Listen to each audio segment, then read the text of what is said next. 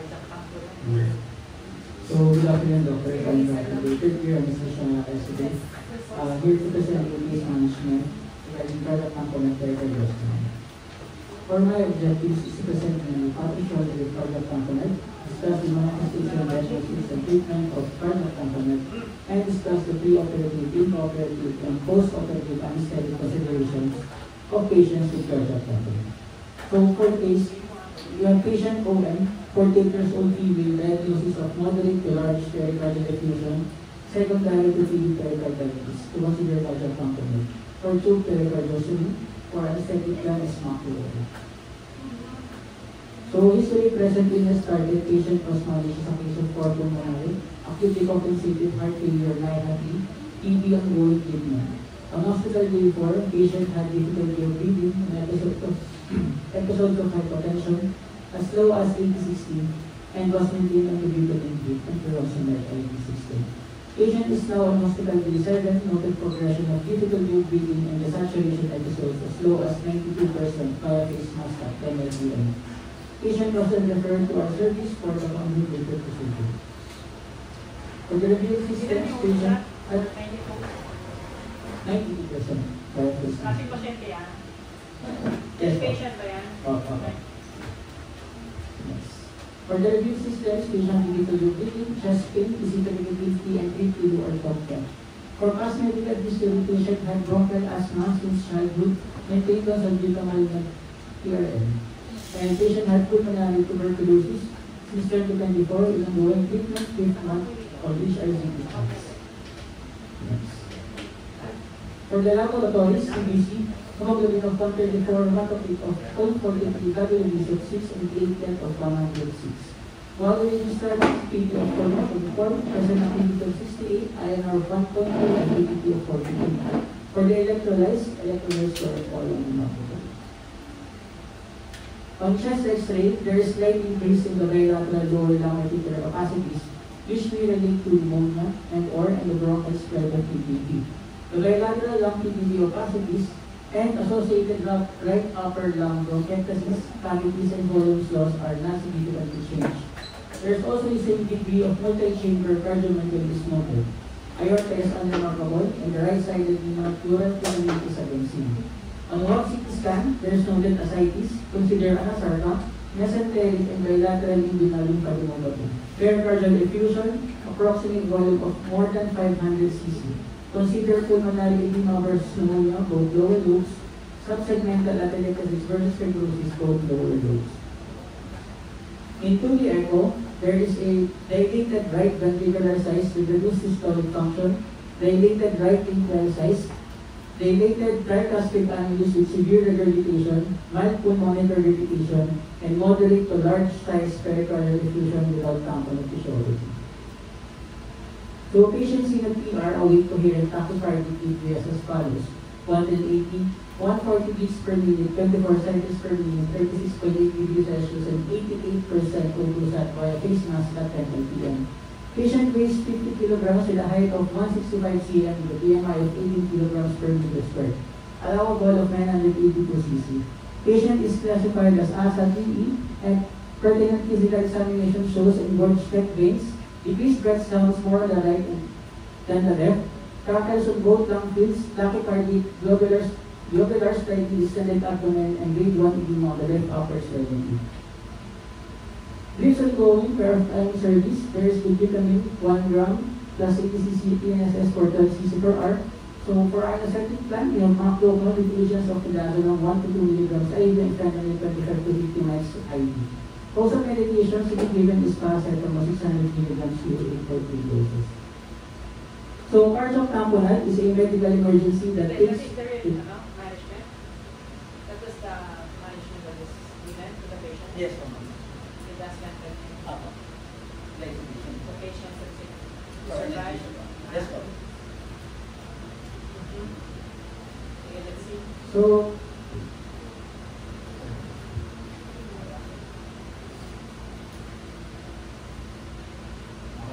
So cardiac tamponade is a medical emergency that takes place when normal amounts of fluid accumulate in the pericardial sac, compressing the heart and leading to a decrease in cardiac output and shock.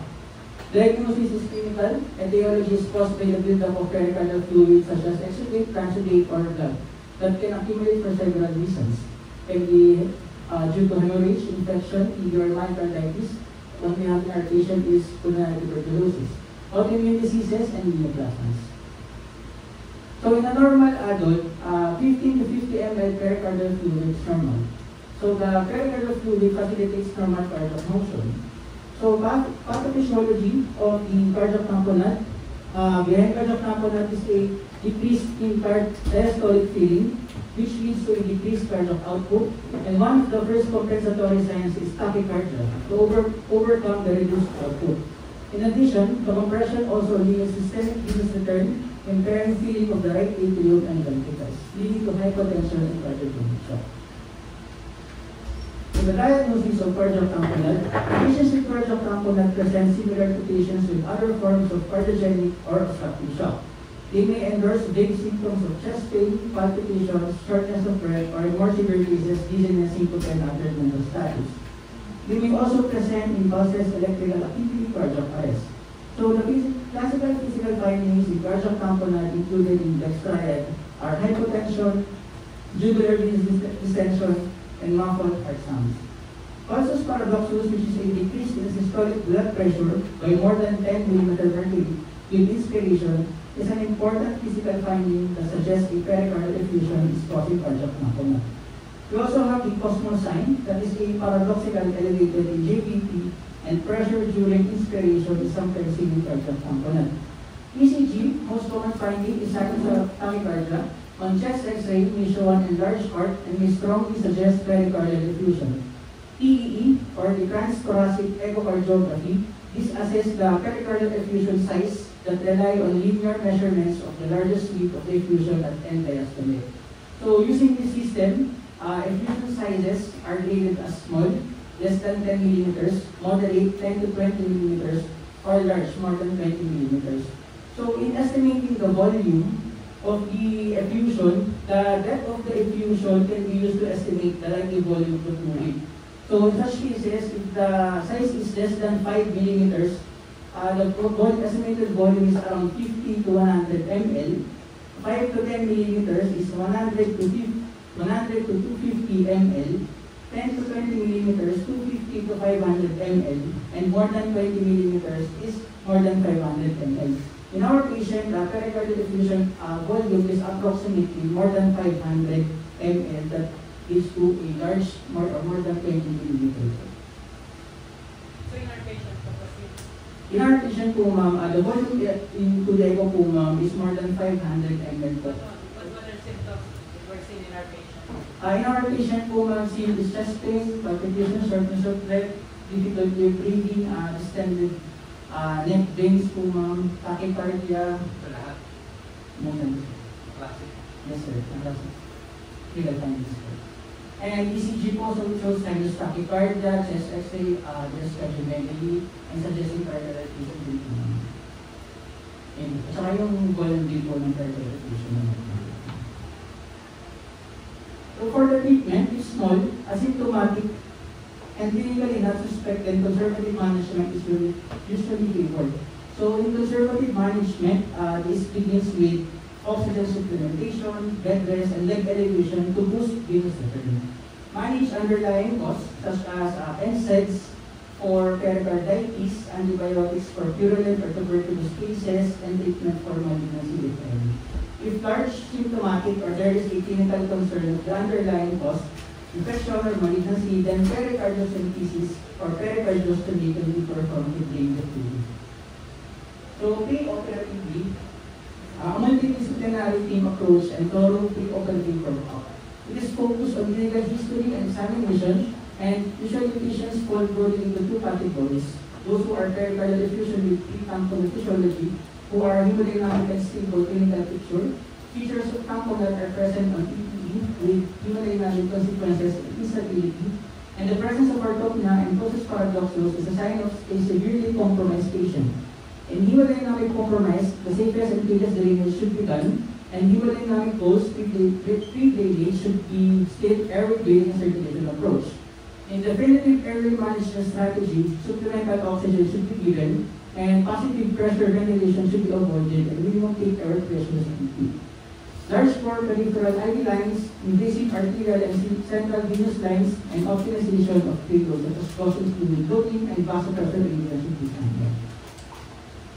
Anesthetic techniques that can be in cardiac anatomy. The anesthetic technique chosen will depend on the clinical condition and hemodynamic stability of the patient. So any concomitant comorbidities, the etiology of the effusion and procedure being performed, there are some advantages to performing general anesthesia over local anesthesia and sedation. Patient comfort is improved, surgical and operating conditions are optimized. However, in local anesthetic infiltration with supplemental sedation using midazolam or fentanyl may be sufficient for pericardiocentesis or subxiphoid window or pericardiostomy in the less stable patients who are cooperative. Midazolam is a potent short-acting benzodiazepine that may be used to facilitate drainage procedure during under local anesthesia. So in the case of pericardiostomy, midazolam could play a vital role, especially given the invasive nature of the procedure and the need for careful sedation and hemodynamic stability. So in midazolam, this would likely be used as a sedative and anxiolytic agent for pericardiostomy, helping to manage pain, anxiety, and ensure conscious sedation during the procedure. So this provides excellent amnesia, which is beneficial for the patient's comfort, and its hemodynamic stability is generally well tolerated. Though close monitoring is still necessary for respiratory depression or hypotension in patients with existing cardiovascular issues. It's often part of a multimodal sedation strategy, potentially combined with fentanyl or pain relief and other drugs to maintain hemodynamic stability and ensure a successful outcome. So the fentanyl used in pericardiostomy fentanyl is a powerful and effective tool in providing analgesia during and after a pericardiostomy. It's particularly useful for ensuring that the patient is comfortable while maintaining hemodynamic stability. However, like any opioid, its use must be closely monitored also to prevent complications such as respiratory depression, especially in a sensitive setting like heart surgery. So etomidate is sometimes used in high risk or emergency situations where sedation and hemodynamic stability are important, which could be relevant in a pericardiostomy procedure. So in etomidate, when might etomidate be preferred? So in emergency settings, if a patient is presenting with a life-threatening condition like a cardiac tamponade, where there is significant fluid accumulation in the pericardium, rapid and stable sedation is essential, making etomidate an attractive choice. Etomidate is also used for high-risk cardiac patients, usually in cases where the patient's cardiovascular status is already compromised. Example, in septic shock or heart failure. Etomidate is often used to avoid exacerbating hypertension or other circulatory issues. So general anesthesia should be additional induction. Sevoflurane, since this agent minimizes coughing and straining while maintaining continuous ventilation. Induction agents that induce vasodilation are avoided, such as standard dose of propofol or large doses of volatile anesthetic agents. Opioids are avoided or administered in low titrated doses because of its debilitated bradycardia that can lead to decreased cardiac output. So what to choose, JETA or local sedation? So in pericardiostomy, the use of... What did you say about ketamine? Why was ketamine not the distance? What's the problem with fentanyl? Okay po siya mga katungkol sa gigili was very effective. Yeah, it's produces negative pharmacologic and inotropic. Yes. Diba? Both negative pharmacologic and inotropic. Yes. So in addition to this compromised, using fentanyl will further compromise this patient. So we're lucky that this patient is relatively stable but lucky. Hindi po ma'am, actually. Desa po yung patient and kapatid po siya ng kapatid sa amin. So, direct work po siya naman. So much fentanyl is just 50? Around 25 lang maximum na rin. 25. The question is why it was not ketamine mentioned. or yeah, Maybe next name. situation? So I have no problems with that, except that you mentioned, dominate TV sa lugar for sa hindi hati ng hati.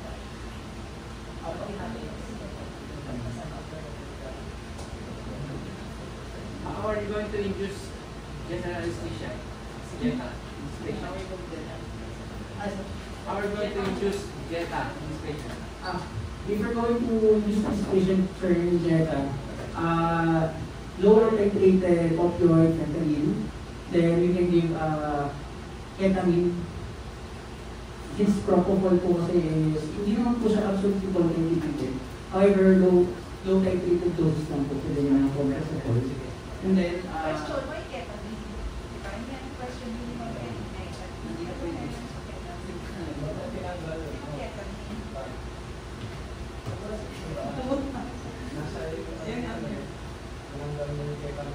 Kasi ketamine has effect din yan eh. Mga usually mga pericardials. Why?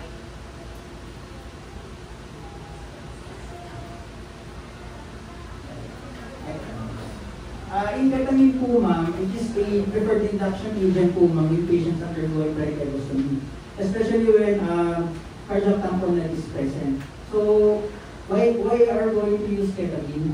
In cardiac tamponade po kasi ma'am, the patient relies on the sympathetic tone to maintain the cardiac output. So, preload to fill the ventricles. So, the ketamine used is to increase the heart rate and blood pressure of the patient and maintain or increase the cardiac output. It also does not suppress respiration significantly. This makes the ketamine ideal when used and must avoid vasodilation or myocardial depression points to present tamponade pressure. So, ketamine Pwede, is pwede. ideal. Okay. If ketamine is effect after load, ano naging yan? So how are you going to induce general anesthesia? So you give ketamine and then after? Ketamine and then once the patient is already asleep po, we can start the sevoflurane po, low doses lang po. Because if we use the patient in high dose sevoflurane, it can So you will apply a positive pressure. So you will apply positive pressure. no po. No po. Because positive pressure ventilation to certain percent per So hour. when you open the gas, how are you going to deliver the gas?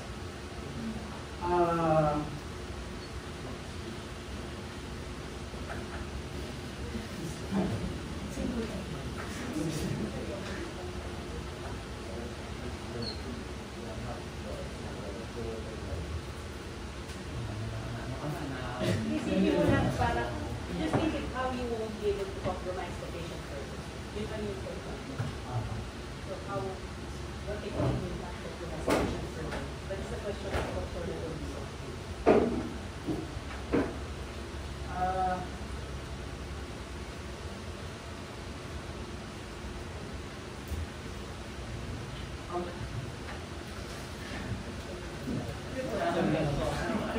Report sabi ko, do not apply a positive pressure ventilation. Then how are you going to induce the patient? Di ba pwede RSI? RSI? Sa RSI ko nag-ventilate ka. Hindi po. I mean, sir, to prevent naman. Sabi naman po, So siguro we can give some few bags and then make sure you intubate immediately. Nag-lobat ko rin lang po.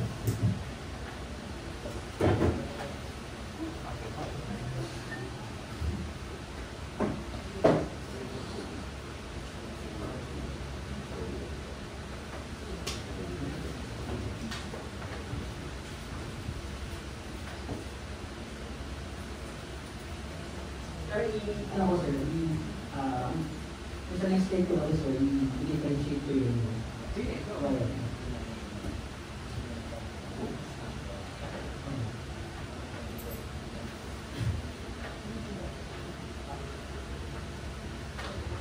Okay. So, what to choose? General versus local presentation. In patients with ongoing pericarditis, general anesthesia in the context of cardiac tamponade is typically a safe and necessary option. But there are certain situations or factors that could make it contraindicated or risky. So the decision depends on several clinical factors, such as the patient's condition, the severity of the tamponade, and the nature of the procedure. So in general anesthesia, it's generally safe for pericardiostomy, for pericarditis, but should be avoided or approached with caution if the patient is hemodynamically unstable, such as low blood pressure or severe arrhythmias, there is severe respiratory compromise or ventilation issues, there are significant coagulopathies or bleeding risk, and the patient's condition is too critical to stabilize before anesthesia. So in these cases, urgent pericardiocentesis using local anesthesia and sedation might be preferred until the tamponade is relieved, or alternative approaches to support the patient's stabilization might be necessary.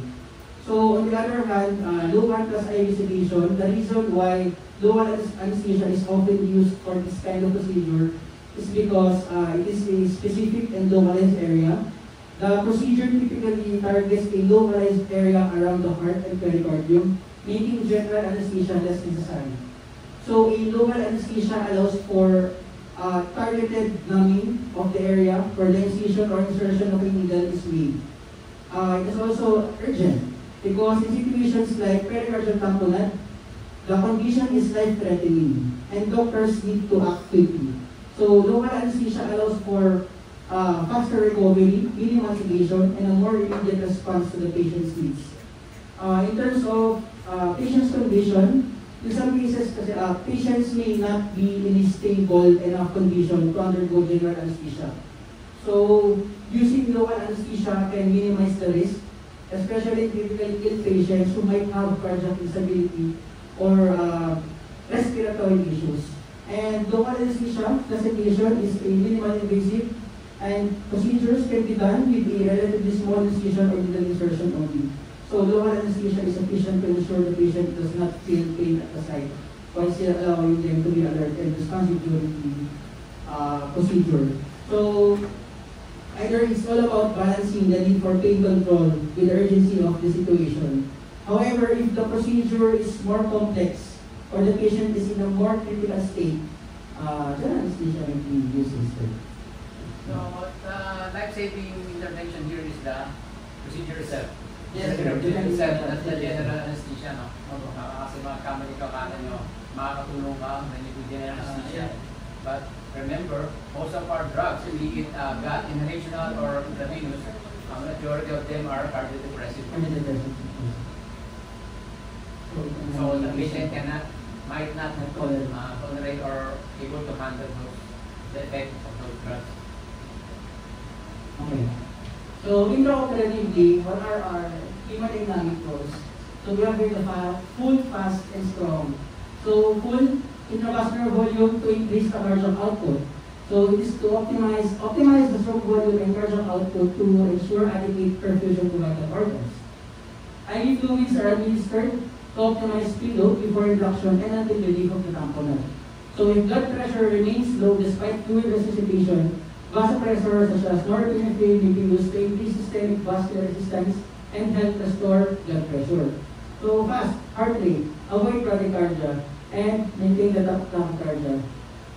Again, it is the most important compensatory mechanism for preserving cardiac output and maintain sinus rhythm.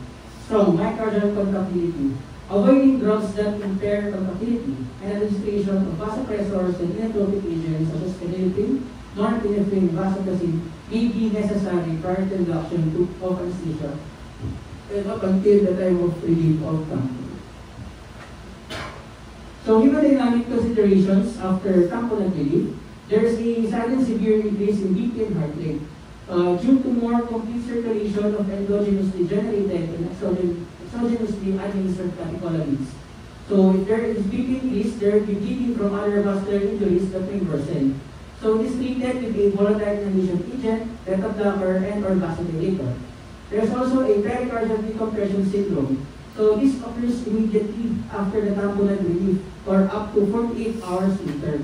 So it is a rapid expansion of the right-sided heart chamber, impairing the left-sided feeding. So there is a sudden increase in right ventricle preload, resulting in right ventricle dilation and failure, or sudden vasodilatory collapse due to imbalance in the autonomic system. In some studies, it is a 29% mortality rate. Actually, one of the common questions by Dr. San Pedro when he's doing it, lagi nilatan yung resi niya. So, ba't kailangan hindi bigla, di ba? Yes, kaya sir, minsan after 2 days, Pag hindi niya masagot, sagutin mo. Kaya sagutin mo. Sir, because of pericardial compression syndrome, nung pero nila eh. Bakit kailangan, di ba? So, yan yun lagi yung tinatanong. And so, of course, supportive care. Continuous infusion of inotropic and vasopressor agents and continuous drainage to the pericardial vein. So, post-operatively, post-operative disposition. So, if the patient underwent JETA, remain intubated and are transferred to the ICU. Monitor the effusion or manage post-operative hemodynamic instability.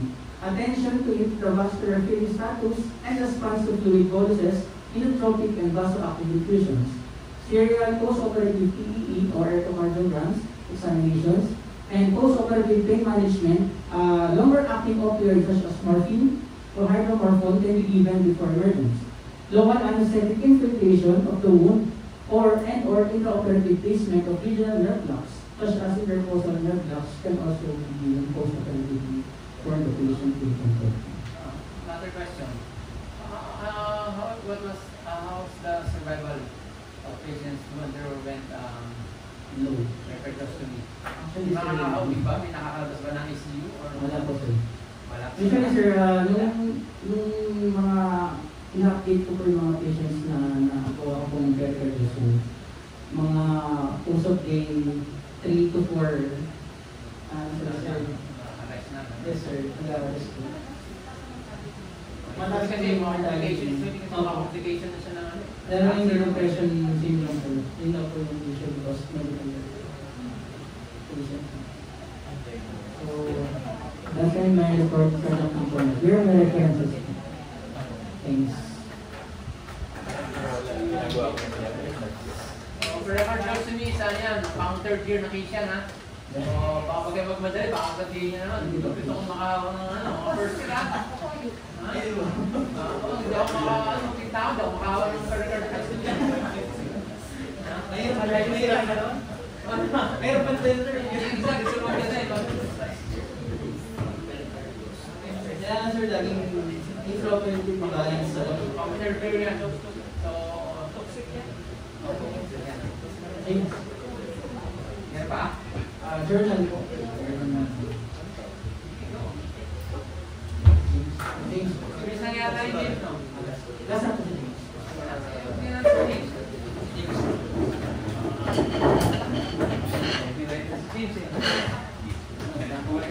Shirt mo,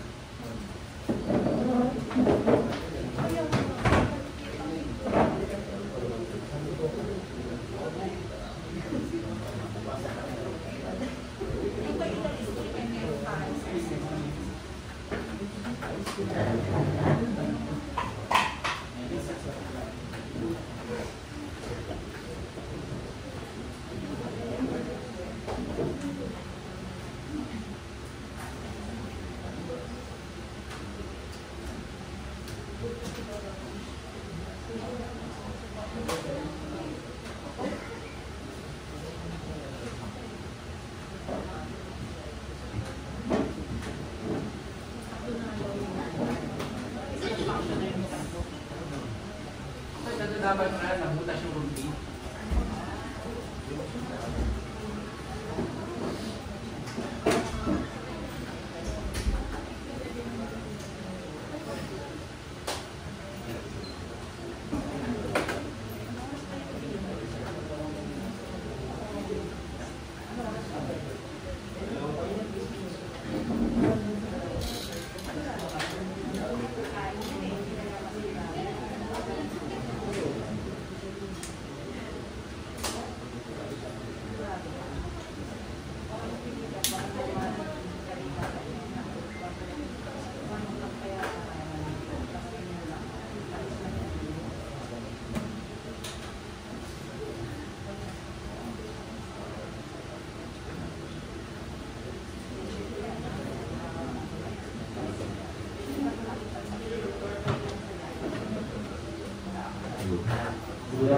doctors on neurology Vito Vera, physician scholar resident, cardiac component cases. So for my objectives, to review clinical case report on the management of cardiac component and to correlate clinical implications of this case reports in our practice. So for the present clinical scenario, a while ago, a case of OM48 female was presented with diagnosis of moderate to large pericardial effusion, secondary to deep pericarditis, to consider cardiac component, and for the procedure for fluid pericarditis. So for my clinical question, in adult patients undergoing cardiac surgery, are there other agents that improve in the operative hemodynamic stability? So for my literature research, terms was for cardiac component anesthesia and hemodynamic stability, yielding 7 results, and I chose the 7th article entitled "Can Remimazolam be safely used in cardiac component?" which is a case report. For my journal appraisal, I used the Joanna Briggs Institute Clinical Appraisal tool for case report. For the first question, were patients demographic characteristics clearly described? The answer is yes. So it's a case of an 88-year-old male undergoing with height of 176 and weight of 58, with comorbidity heart failure and chronic arterial fibrillation. So was the patient history clearly described and presented as a timeline? So the answer is yes. So it's a case of a while ago, as I said, an 88-year-old male with medical history of fibrillation and heart failure, who underwent pericarditis at another hospital due to massive pericardial effusion, with complication of atrial catheter penetrating the left ventricle, resulting in hemipericardium.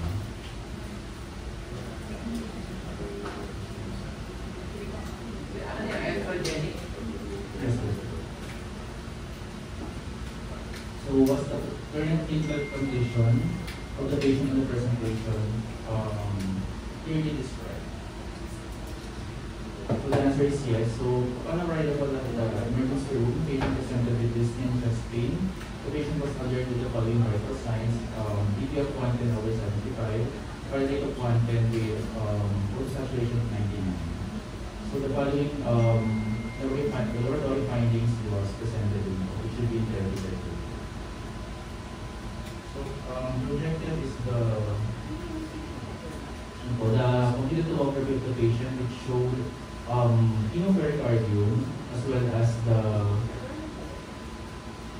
yes, ma'am. No, it's a case report for another. Case report for another. Case report. Journal. Okay. Yes.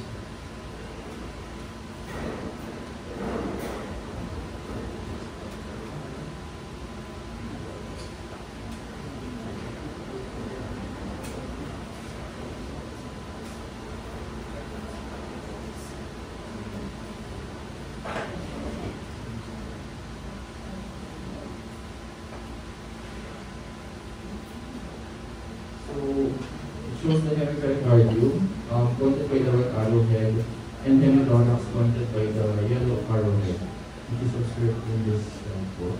The medial catheter pointed by the white arrow enters the left ventricle at the figure 8. So this is the physiograph of the patient in the first clip before pericardiocentesis, and the second clip immediately after pericardiocentesis. The last clip is a chest radiograph at the time of the emergency room, showing the cardiac diameter is further increased and the left maxillary collapse into pneumothorax. So as I said a while ago, the chest CT radiograph revealed hemopericardium and pneumothorax with ECG finding as well of atrial fibrillation with rapid ventricular response with 112 beats per minute. So upon or prior OR, the patient presented with sudden drop of BP to 7 to over 27, and the old stat of 96%, but the patient the patient was stabilized prior to OR, transferred with BP of 84/55 and heart rate of 91 after resuscitation of fluid bolus, blood products, and norepinephrine infusion.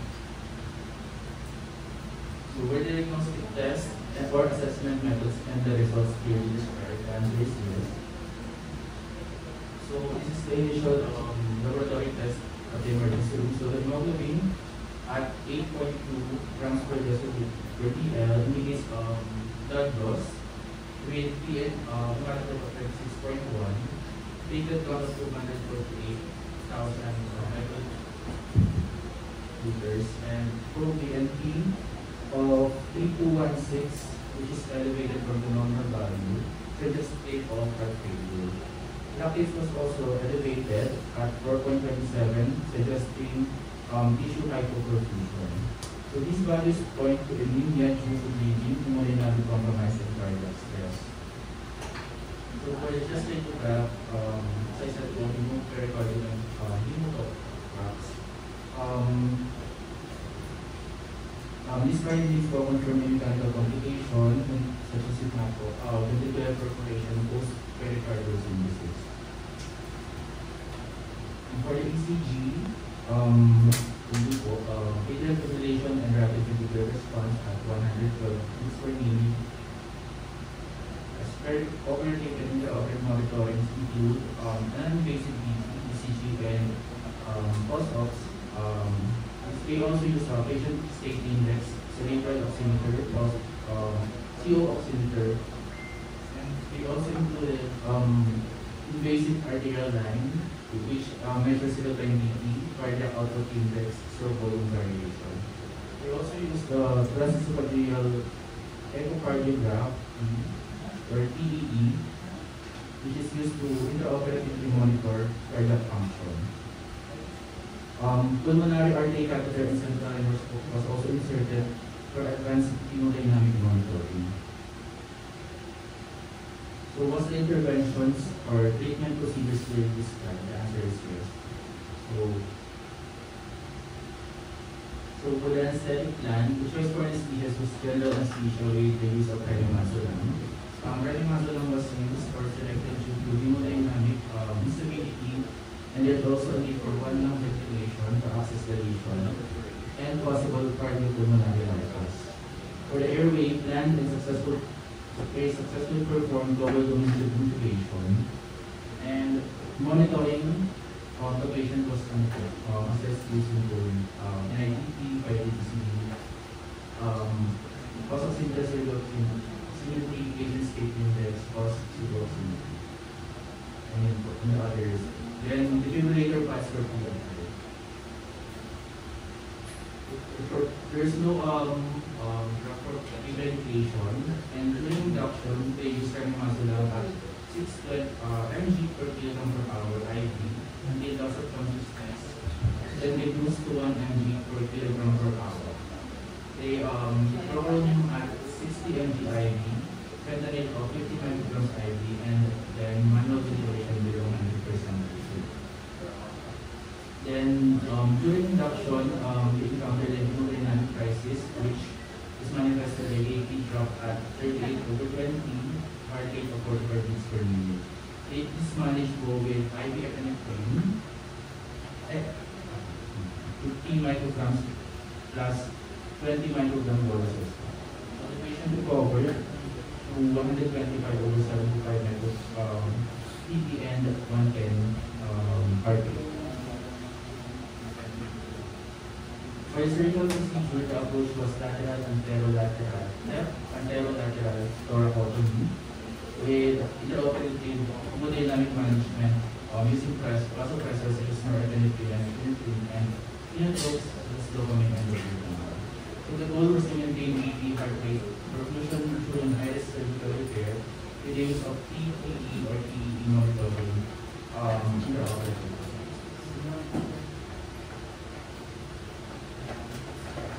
The post-intervention clinical condition clearly described, the answer is yes. So immediately post-operation, the patient was transferred to ICU without recovering from anesthesia. So The patient transferred to ICU was appropriate given that they used multiple vasopressors and the patient was in critical condition. So continued support to vasopressors are renal probes such as epinephrine or epinephrine, and dopamine is explicitly mentioned. So for the surgical outcomes, the source of bleeding, which is the fixed catheter penetrating the apical cardiac surgically repaired, hematomas for evacuated transfer. So a temporary pacemaker was placed to address hemodynamic instability related to atrial fibrillation. At ICU, the patient remained intubated and sedated initially at the ICU but was totally recovered fully and discharged in approximately 10 weeks after.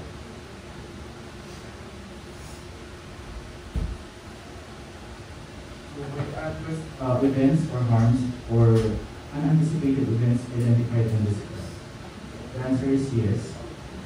So there's effect induction cardiovascular collapse. During induction with remomazolam, fentanyl, and rocolamine, the patient experienced severe hypotension, BP at 38/20, and bradycardia, heart rate of 45 beats per minute. This is indicative of cardiogenic shock, and was managed immediately with IV epinephrine, 50 micrograms plus 25 micrograms. We also encountered severe anemia with hemoglobin levels of 5.5 grams per deciliter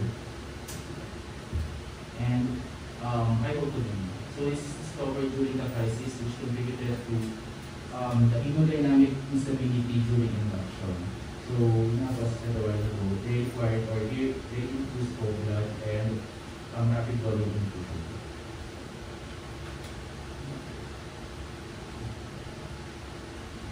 So, for their management for the hemodynamic instability, there is a continuous need for multiple vasoactive agents such as the epinephrine or epinephrine, and dopamine, and the placement of temporary pacemaker inserted to manage atrial fibrillation with hemodynamic instability. So that's the case report provided takeaway lessons. So the answer is yes. Cardiac tamponade anesthesia reports preservation of preload and compensatory mechanism. So ketamine still remains the standard but not has its limitations. So remimazolam, on the other hand, shows promise due to favorable hemodynamic profile, shorter half-life, and less respiratory depression. However, in high-risk patients, such as patients who with AFib, heart failure, and bleeding, even remimazolam can precipitate collapse, particularly with positive ventilation pressure. So further studies are essential to define its optimal use in critically ill cardiac patients. So in this graph, we show that there is a pair of hemodynamic changes which show an abrupt decrease in beating heart rate after induction with remimazolam. So hemodynamic instability persists even after pericardiectomy is performed.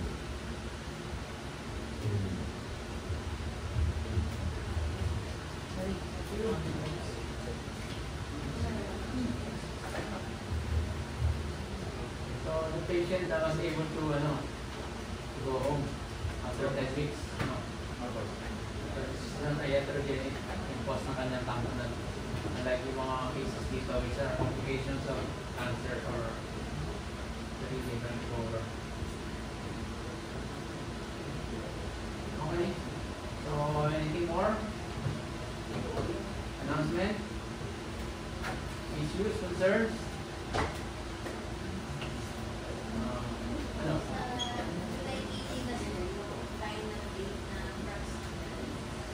After July 18, pati ang ENT may practical exam yan. They are requesting na mamove yung kanilang OR schedule. Kasi Friday yata yan, fall on Friday. Hindi nila OR yun. Ang ENT. So makakostop sila. So may practical exam, hindi nila good day. Okay naman, walang problema. Pero kung may mag-exam tayo ng resident, mas maganda makuha na niya yun para 2 birds in 1 stone na yun. Di ba? Pa-practical exam ENT, nagpa-practical exam din sa atin. ENT case. Ha? ENT case. Bakit ako? Practical exam ko ENT.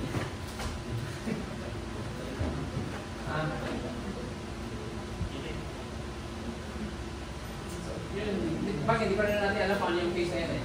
Eh, ano pa? What are other concerns? Lang. So, kumusta na yung ano nyo? Na-implement nyo na yung inyong daily life, ano?